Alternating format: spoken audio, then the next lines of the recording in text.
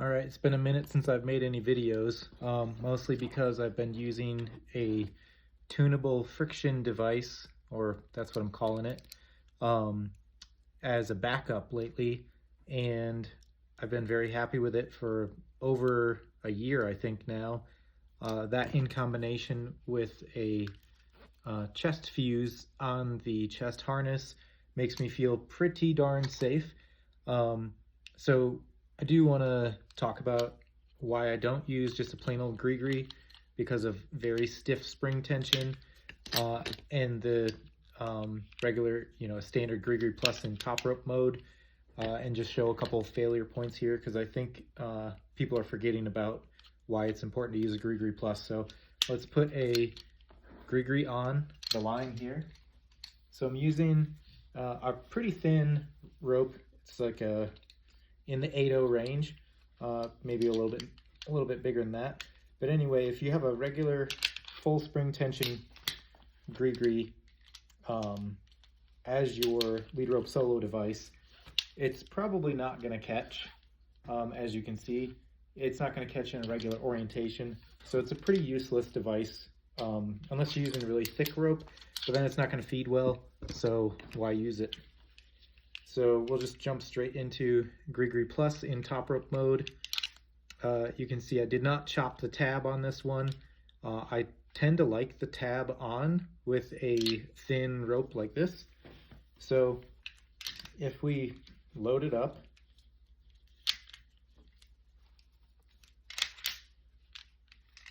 put the anti-cross load widget on there.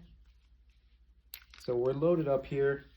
I can put my nano tracks on, and I mount my traction directly to the gear loop with a little 3D printed widget I have here and an accessory Avant beaner. So this way it doesn't move around on my harness. It's nice and flowy, and the Grigri catches a normal fall, so that's a great thing.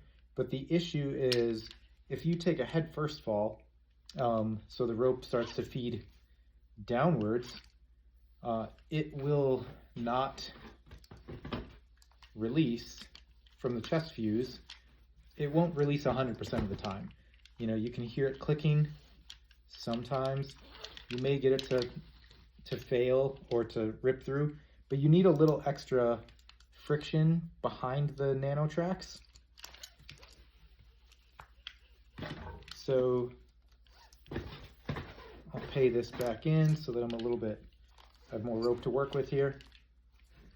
So I could even take a little clamp, place it behind the nano tracks, and so now I have some serious tension if I needed some extra head first fall protection there. Or you could just incorporate a TFD into your system. So for me, I like to have this on at all times if I'm continuous cache loop climbing. So I just put this on behind the nano tracks. These red things are just 3D printed nut covers that I designed. I notched out the little plate at the bottom, and that way it fits right onto the nano tracks. You can see it's pretty easy to feed still. I'll take the clamp off the harness. So now if I were to take a head first fall, there's just enough tension to rip it. And when that happens, there's no way for the Grigri to slip. We have a dedicated brake hand.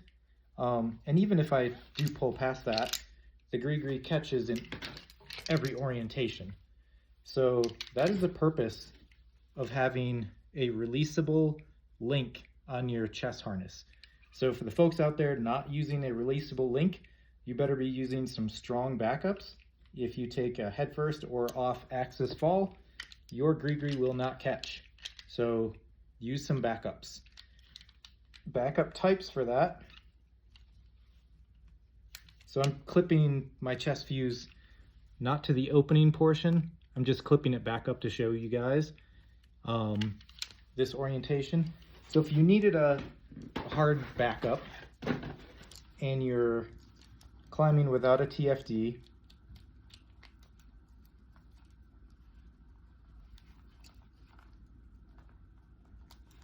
you can use slipknots or traditional cloves on nose or key lock carabiners for clove dumping. I like slipknots directly on the gear loop, whether it's my homemade front gear loop, the regular harness front gear loop, and even my homemade gear loop on the chest harness here. So you can do one-handed slipknot caching. So that's, give it a twist, pull on the nano track side, and now you're backed up. So this, even if you do rip your gear loop, it's gonna jam in the Grigri. So if you were taking a headfirst fall, you'd exhaust that cache loop and it's gonna rip something, and you will be saved by the slipknot. To undo the slipknot, you just pull on it, pretty easy climbing. So those are my preferred ways to climb.